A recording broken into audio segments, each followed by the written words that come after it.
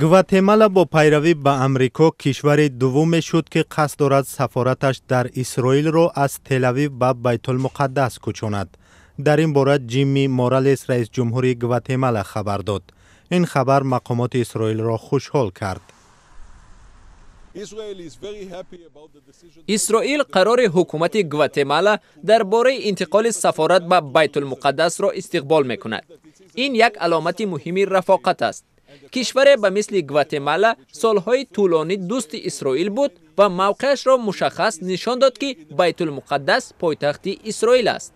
اول همین ماه دونالد ترامپ رئیس جمهوری آمریکا بیت المقدس را به حیث پایتخت اسرائیل به رسمیت شناخت و گفت که سفارت آمریکا را به آنجا کوچ بدهند. بعد این در سراسر خاورمیانه تظاهرات آغاز شد. حتی متفقان آمریکا به مثل اتحادیه اروپا و ناتو قرار ترامپ را تنقید کردند. روز پنجشنبه گذشته مجمع عمومی سازمان ملل به ضد اعتراف بیت المقدس به حیث پایتخت اسرائیل قطعنامه قبول کرد. با طرفداری سند 128 کشور به استثنای اسرائیل و آمریکا و گواتمالا و گوندوراس و 4 کشور دیگر رای دادند.